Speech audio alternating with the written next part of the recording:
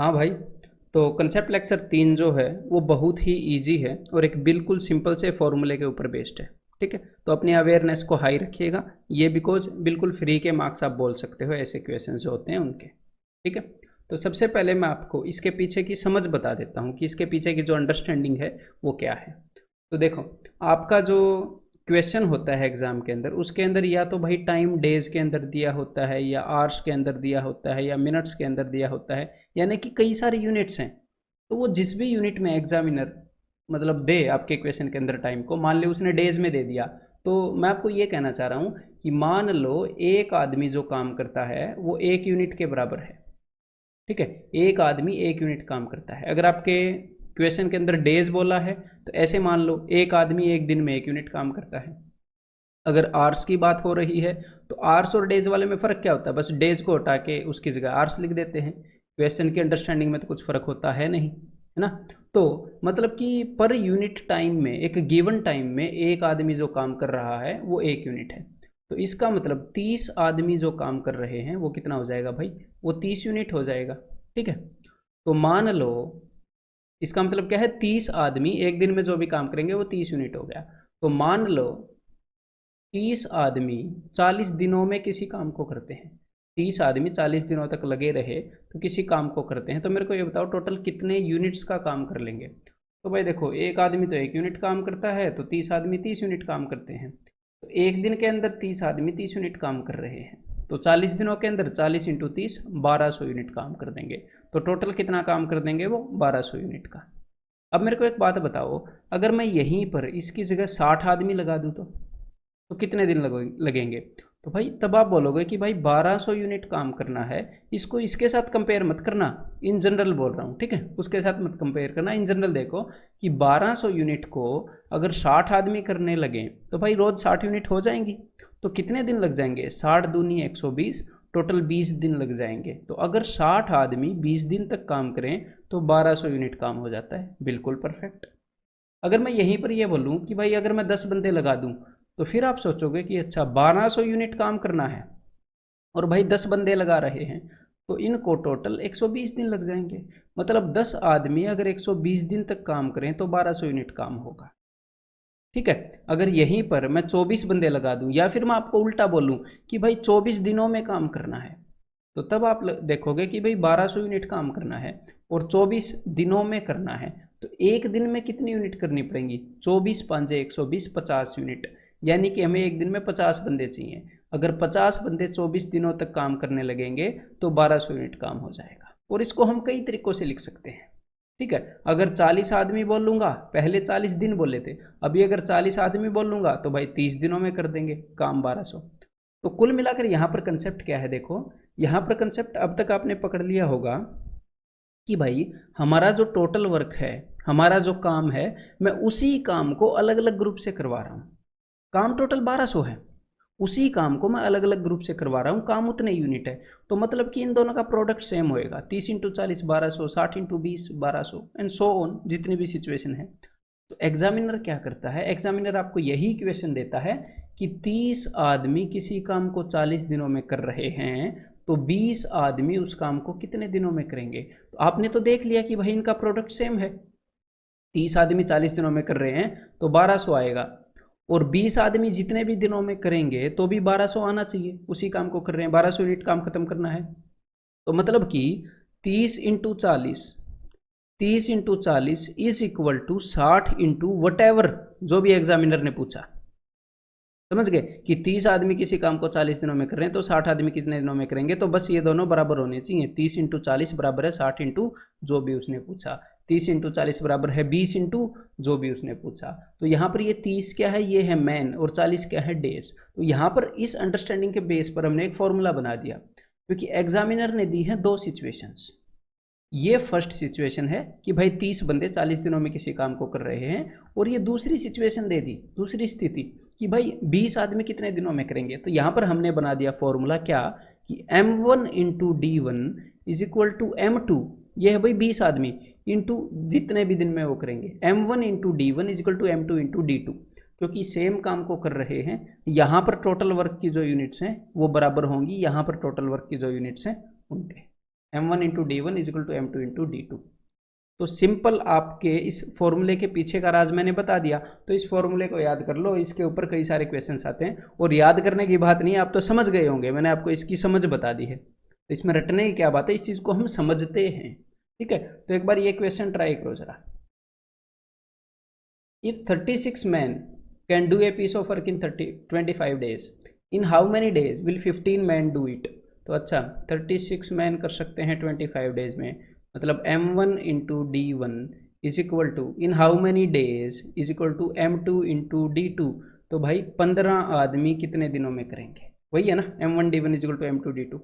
तो यहाँ पर तो मैं एक प्रॉपर फॉर्मेट में आपको लिख के दिखा रहा हूँ, अदरवाइज तो आप क्या करोगे, देखो आपको पता है 15 नीचे जाएगा, अदरवाइज आप डायरेक्टली भी ऐसे लिख सकते हो, ठीक है। या फिर एक बार आपने ऐसे लिख लिया इस फॉर्मूले के अकॉर्डिंग कि भाई 36 into 25 is equal to 15 into something, तो 5 3 15 ऐसे ही काट लिया करो। पता नहीं स्टूडेंट यहाँ पे क्यों लेके जाते हैं, कभी कभी ऐसे ही काट लिया करो ना, 5 3 15 पाँचों पाँचों 25 3 12 12 5 60। तो कुल मिलाकर भाई क्वेश्चन मार्क की जगह आ गया 60, तो मतलब कि टोटल 60 दिन लग जाएंगे।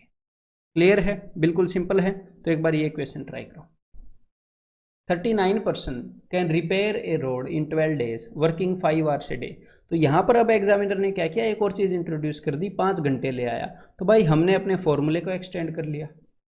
पहले क्या था, m1 d1 is equal to m2 d2, अभी उसने आवर्स ले आया ना, वो घंटे ले आया, तो हमने h1 और h2 और डाल दिया। तो कुल मिलाकर एग्जामिनर इस टाइप के क्वेश्चंस के अंदर 2 सिचुएशंस दे रहा है। तो भाई बस इस तरह का फॉर्मूला, ये भी उसी अंडरस्टैंडिंग पे बेस्ड है। पिछला जो फॉर्मूला m1 d1 था वो नंबर ऑफ डेज पे था, ये नंबर ऑफ आवर्स पे बेस्ड है।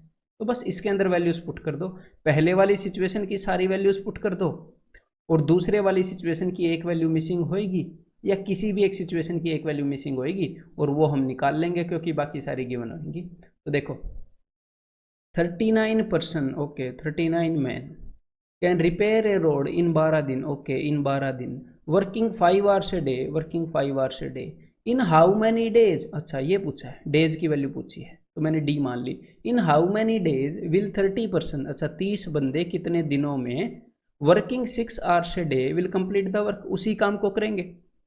तो टोटल यहाँ पर काम जितने घंटे का है यहाँ पर भी उतने ही घंटे का है, उसी अंडरस्टैंडिंग के ऊपर बेस्ड मैं इन दोनों सिचुएशंस को बराबर में रख रहा हूँ। तो देखो तो भाई ये हो जाएगा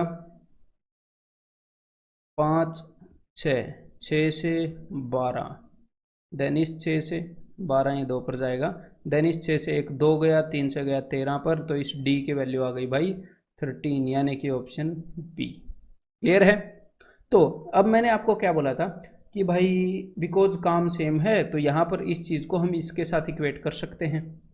अब क्या होगा, आपको लगे कि क्या पता काम अलग अलग हो, है तो जितनी भी चीज़ें इसके अंदर इन्वॉल्व की जा सकती हैं इस फॉर्मूले के अंदर, उन सारी को इन्वॉल्व करके ये फॉर्मूला ले लो आप, ठीक है। तो क्या होगा, एग्जामिनर नंबर ऑफ मैन को भी इन्वॉल्व कर सकता है, कितने दिन काम करेंगे उसको भी कर सकता है, कितने घंटे काम करेंगे उसको भी कर सकता है, और कितनी एफिशिएंसी है, क्या पता दूसरे वाला जो ग्रुप आए वो ज़्यादा एफिशिएंसी वाला आ जाए, तो कितनी एफिशिएंसी से काम कर रहे हैं उसको भी इन्वॉल्व कर सकता है, और काम कितना है, वर्क कितना है उसको भी इन्वॉल्व कर सकता है। तो जितनी भी चीज़ों को वो इन्वॉल्व कर सकता है हमने सारी लिख ली। तो सिंपल सी बात है, देखो ये यूनिवर्सल फॉर्मूला है। यूनिवर्सल फॉर्मूला क्या मतलब है कि ये जितने भी क्वेश्चन है इस टाइप के उन सब के अंदर ये लागू होगा। अगर एग्जामिनर ने, देखो कभी कभी एग्जामिनर क्या करेगा, एफिशिएंसी की बात नहीं करेगा, तो इस फॉर्मूले के अंदर से एफिशिएंसी भूल जाओ, जहाँ जहाँ पर भी उसने वैल्यूज दी हैं उनको पुट करो।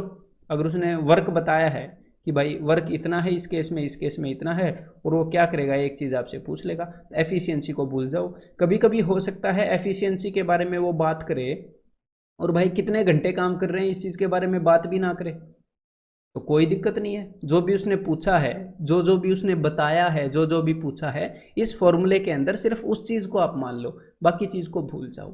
कभी कभी हो सकता है सारी चीज़ों को इकट्ठा भी दे दे, तो इस फॉर्मूले को पूरा यूज़ कर लेंगे। तो बस आपने ध्यान क्या रखना है कि काम कितना कर रहे हैं वो लोग, जो वर्क की क्वांटिटी है वो नीचे डिनोमिनेटर में आती है। जो काम की क्वांटिटी है, जितना काम किया जा रहा है दोनों सिचुएशंस के अंदर, वो डिनोमिनेटर में आता है, यानी कि हर में आता है हिंदी वालों के लिए, और बाकी सारी चीज़ें न्यूमरेटर यानी कि अंश के अंदर आती हैं। ठीक है, तो देखो कुछ क्वेश्चंस ट्राई करते हैं। अब हम सारे क्वेश्चंस ट्राई करेंगे इस फॉर्मूले के ऊपर बेस्ड, तो बस अलर्ट होके मेरे से पहले खुद ट्राई करते रहना पॉज करके। और मैं यहाँ पर सिचुएशन 1 and 2 मैं सारी वैल्यूज रखता रहूँगा। देखो 10 men working 6 hours a day can complete a piece of work in 18 days in how many hours, तो कितने घंटों के अंदर। इन how many hours a day must 15 men work to complete the same work in 12 days। तो देखो एक चीज़ missing है, तो बस काटना स्टार्ट कर देते हैं, ये चीज़ आ जाएगी। हमने दोनों सिचुएशन को इक्वेट कर दिया कि भाई यहाँ पर जितना काम है उतना यहाँ पर काम है, हमने इक्वेट कर दिया उस फॉर्मूले के ऊपर बेस्ड। तो अब देखो 6 दूनी 12, 15 दूनी 30 और भाई 18 दही 180 होता है, 30 छिके 180। तो यहाँ पर क्वेश्चन मार्क की वैल्यू क्या आ गई 6, तो आंसर क्या हो जाएगा ऑप्शन ए। तो ये बिल्कुल सिंपल है, इनके अंदर मतलब ज़्यादा एक्सप्लेन करने की भी नीड नहीं है, बिल्कुल सिंपल क्वेश्चन है। अब देखो जैसे और क्वेश्चंस के अंदर क्या होता है कि 3 मैन वर्किंग, तो यहाँ पर मैन की जगह पर पंप काम कर रहे हैं, मतलब कि कोई ना कोई काम कर रहा है। तो ये भी सेम ही बात है, उसी कंसेप्ट के ऊपर बेस्ड है। तो 3 pumps working 8 hours a day can empty a tank in 2 days। ठीक है, तो भाई 3 pump working 8 hours a day can empty a tank in 2 days। Okay, अब दूसरी सिचुएशन है how many hours a day must 4 pump works to empty the tank in 1 day। ठीक है, या फिर एग्जामिनर ज्यादा से ज्यादा आपको क्या बोल देता कि ध्यान से सुनना मेरी बात को, how many hours a day must 4 pump works to empty a tank which is 2 times larger 2 times bigger than the earlier tank, तो कि डबल बड़ा है। तो डबल बड़े का क्या मतलब है कि जो काम करना पड़ेगा वो डबल करना पड़ेगा ना पहले के कंपैरिजन में। तो पहले मैं काम को मान लेता, नीचे वर्क लिखते हैं आपको याद होगा, पहले मैं काम को मान लेता 1 और अब काम को मैं क्या मान लेता कि अब वाले काम केस में काम डबल है, अब वाले केस में मान लेता 2। तो ये देख लो उसने वर्क भी इन्वॉल्व कर लिया अगर स्टेटमेंट को ऐसे दे देगा तो, और बस उसको सॉल्व कर लेंगे, क्वेश्चन मार्क की वैल्यू निकाल लेंगे। ठीक है, तो आगे वर्क वाले भी लाऊंगा, टेंशन मत लो। ठीक है, तो अब भाई इसको सॉल्व करते हैं। तो 4 दूनी 8, तो 3 दूनी 6 दूनी 12, ऑप्शन डी 12। ज़्यादा एक्सप्लेनेशन की नीड नहीं है क्यों, because easy concept. If 72 men can build a wall of 280 metre length in 21 days। तो देखो 72 men M1 then D1 21 days, और ये 280 मीटर है, ये क्या है, ये है क्या, ये दीवार बना रहे हैं। अच्छा, तो दीवार बनाना एक काम है ना, अगर 280 मीटर दीवार बनाई या 300 मीटर दीवार बनाई या 600 मीटर दीवार बनाई तो ये काम है ना। 300 मीटर दीवार बनाने में जो जितनी भी एनर्जी लगेगी, जितना भी काम करना पड़ेगा, उससे डबल काम 600 मीटर दीवार बनाने में करना पड़ेगा। तो ये जो जितनी लेंथ इन्होंने बनाई है ना दीवार की, वो रिप्रेजेंट करती है वर्क को कि इन्होंने इतना काम किया। अगर ठेकेदार बंदों से आकर पूछेगा हाँ भाई कितना काम किया, तो क्या बोलेंगे, साहब जी 280 मीटर लंबी बना दी, इतना काम हो गया। तो ये क्या है, ये वर्क है। तो वर्क को हम कहाँ पर लिखते हैं भाई, नीचे लिखते हैं।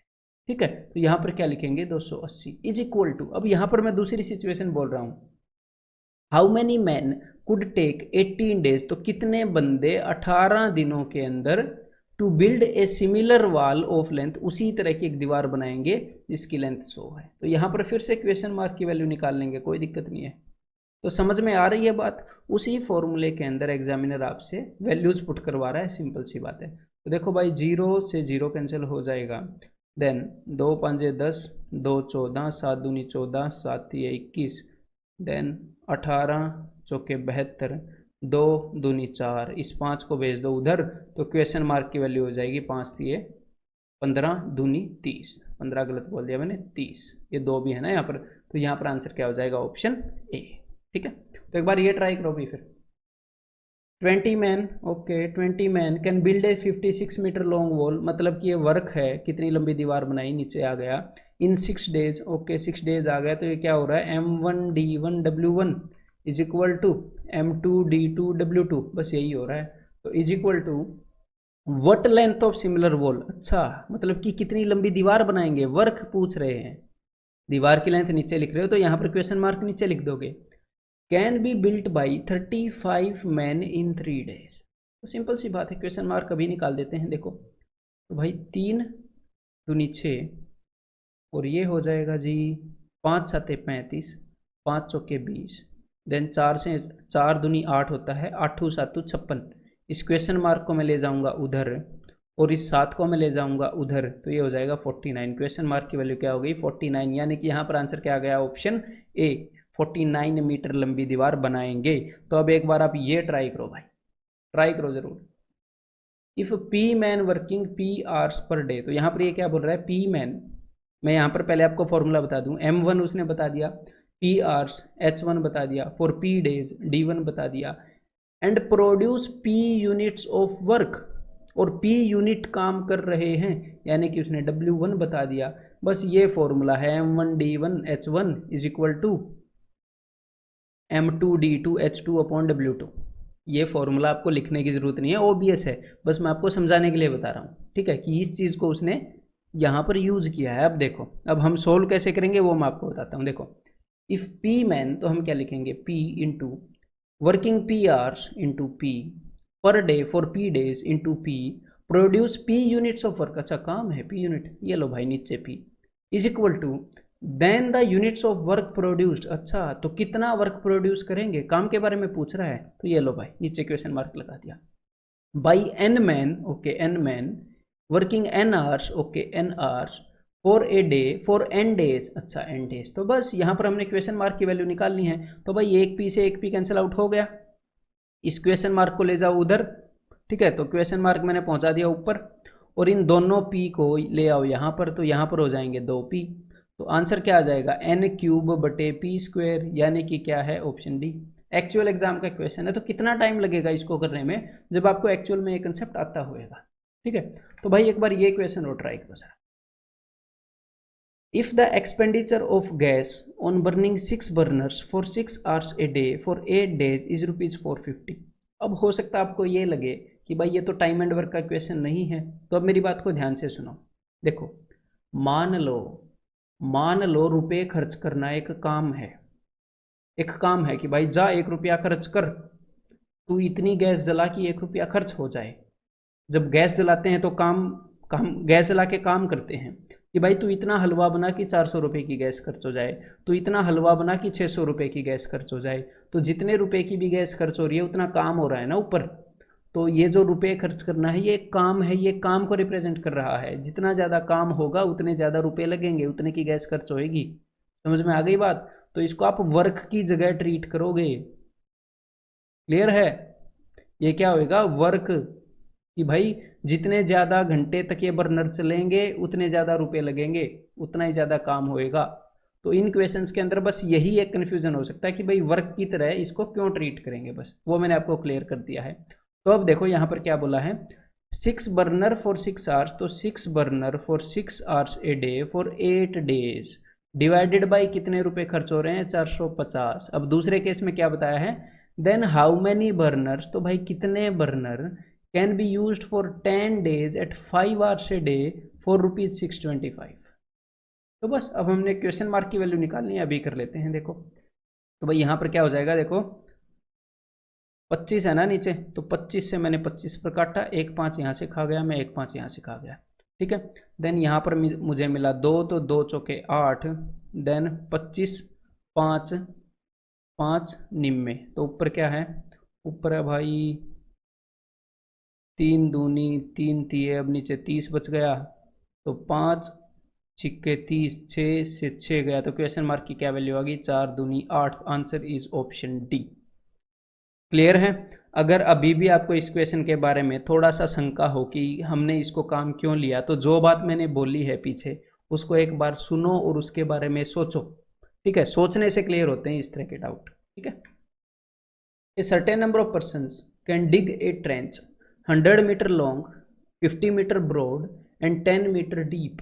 तो यहाँ पर उसने क्या किया है, मेरी बात को ध्यान से सुनिएगा। उसने ये बताया है ये खाई खोदनी है 100 मीटर लंबी, ठीक है भाई 100 मीटर लंबी, ओके, ये 100 मीटर है, 50 मीटर ब्रॉड, अच्छा 50 मीटर चौड़ी, अच्छा ये खाई खोदनी है, एंड 10 मीटर डीप, अच्छा 10 मीटर डीप भी खोदनी है, अच्छा तो ये खाई खोदनी है, ठीक है, इन 10 डेज। तो यहाँ पर ये जो लेंथ ब्रेड्थ एंड हाइट है ना, ये क्या है, देखो एक तो इतनी मिट्टी खोदनी पड़े, लेंथ ब्रेड्थ और हाइट बता दी ना, और एक मैं बंदों को बोलूं कि भाई आप ये खाई खोद दो, ये वाली, एक ये खाई खोदनी पड़े, एक ये खाई खोदनी पड़े, तो ये है क्या, ये काम ही तो है। एक तो इतना काम है, एक इतना काम है। जैसे पीछे हमने दीवार बनाने वाली बात की थी, उसके अंदर की भाई दीवार की जो लेंथ है वो काम को रिप्रेजेंट करती है कि भाई कितनी दीवार बनाओगे, जितनी लंबी दीवार बनाओगे उतना ज़्यादा काम है, कि भाई किसी ने इतनी लंबी दीवार बनाई, किसी ने इतनी लंबी दीवार बना दी। तो ये जो खाई खोदने वाला बात है, ये भी काम को रिप्रेजेंट कर रहा है कि भाई कितनी खाई खोदें, कितनी मिट्टी को बाहर निकालें। तो कुल मिलाकर जितनी मिट्टी आप बाहर निकाल रहे हो वही आपका काम है, मतलब कि इस चीज का वॉल्यूम आपका काम है। जितनी भी आप खाई खोद रहे हो वो किस चीज पर डिपेंड करेगी कि कितना काम है, वो डिपेंड करता है कि उसके वॉल्यूम पर, वो उसकी लेंथ और ब्रेड्थ पर नहीं डिपेंड करता। अगर आपको लग रहा है कि लेंथ और ब्रेड्थ पर डिपेंड करता है, तो मैं क्या बोलूँगा अपने लोगों को कि भाई ये खाई खोदनी है जिसकी लेंथ और ब्रेड्थ तो उतनी है, पर इसको धरती के आर पार निकाल दो अब खोद खोद के, वो तो बेचारे मर जाएंगे, कितना काम हो गया। और मैं बोलूँगा काम तो उतना ही है, लेंथ और ब्रेड्थ तो सेम है। तो तीनों चीज़ों पर डिपेंड करती है, लेंथ कितनी है, ब्रेड्थ कितनी है, हाइट कितनी है, इस चीज़ पर उनका काम डिपेंड करता है कि काम कितना है। तो ये लेंथ ब्रेड्थ और हाइट है, ये उनके काम की जगह आए हैं, ठीक है। तो चलिए फॉर्मूले में रख दें फिर, तो चलो भाई रख देते हैं। तो यहाँ पर इसने बोला ये सर्टेन नंबर ऑफ पर्सन, तो इसने बताया नहीं कितने बंदे हैं, मैंने मान लिए पी, चलो भाई पी पर्सन है। Can dig a trench 100 metre long, तो दो सिचुएशन लिखनी है ना।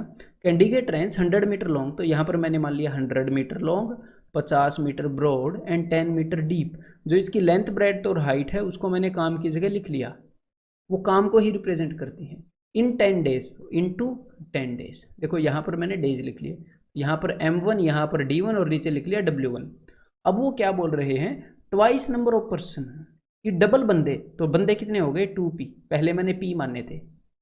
Twice number of person can dig another trench, तो जो दूसरी खाई है वो खोदनी है 20 मीटर ब्रॉड, अच्छा 20 metre broad and 15 metre deep, 15 metre deep in 30 days, 30 दिनों के अंदर। तो इसने पूछा क्या है, देखो एक चीज मिसिंग है, the length of second trench is, तो दूसरी ट्रेंच की लेंथ कितनी है। तो लेंथ यहाँ पर कहाँ पे लिखी है, नीचे लिखी है ना, तो नीचे मैंने क्वेश्चन मार्क लगा दिया कि भाई ये चीज़ निकालनी है।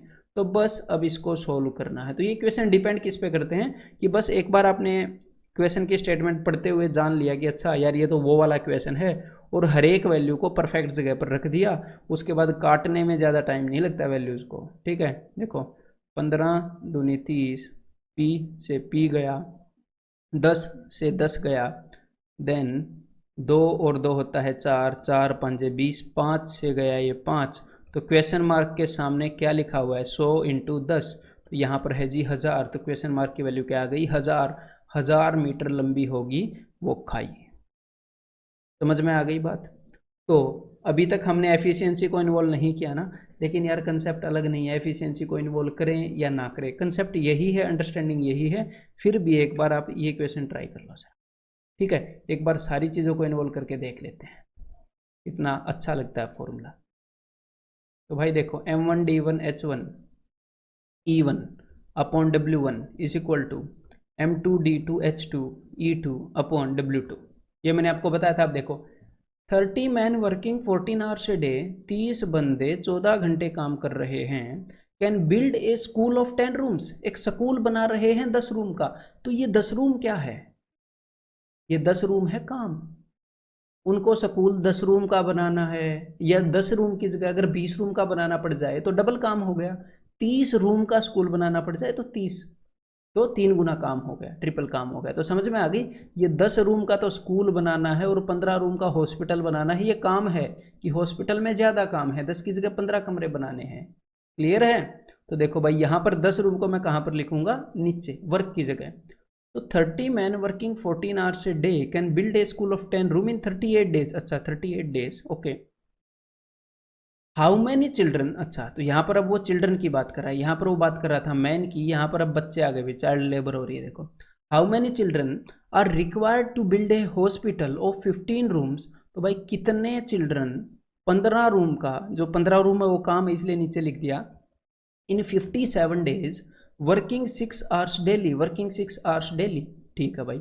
अब देखो यहाँ पर जो चीज़ काम कर रही है वो है चिल्ड्रन, और यहाँ पर जो चीज़ काम कर रही है वो है मैन। तो भाई अलग अलग बंदे काम कर रहे हैं ना, तो यहाँ पर आप इज इक्वल टू नहीं लगा सकते भाई, यहाँ पर कोई और काम कर रहा है, यहाँ पर कोई और काम कर रहा है। तो अब उसने क्या बताया है, अब उसने बताया है the ratio of efficiency of man and children is 3:2। Man और चिल्ड्रन की एफिशिएंसी का रेशियो 3:2 है। तो यहाँ पर अब हम एफिशिएंसी ई की जगह वो वैल्यू भी पुट करेंगे, मैन की 3 है, चिल्ड्रन की 2 है, अब इज इक्वल टू लगा सकते हैं, एफिशिएंसी को भी बैलेंस कर लिया ना। तो अब देखो भाई इस क्वेश्चन मार्क की वैल्यू निकालनी है, अभी निकाल देते हैं, कोई बात ही नहीं। देखो अभी इसको कैंसिल आउट करते हैं, 19 दूनी 38, 19 तिये 57, ठीक है, 3 5 15, 5 दूनी 10, 2 से ये 2 गया, 6 दूनी 12, तो भाई 12 30 दूनी होता है 60, तो 12 पंजे 60 और एक 7 बच गया, तो 7 तिये 21 पांजे 105, तो कुल मिलाकर 105 बच्चे चाहिएंगे, ये कैंसिल आउट तो आप कर ही लोगे ना, 105 बच्चे चाहिएंगे इस काम को करने के लिए। तो भाई ये सिंपल सा कंसेप्ट है, बस जब भी आप क्वेश्चन पढ़ो आपके दिमाग में ये आ जाना चाहिए कि अच्छा वो वाला क्वेश्चन है ये, फिर तो आप इजीली कर लोगे। ठीक है, तो अब मिलता हूँ मैं आपको कंसेप्ट लेक्चर 4 में।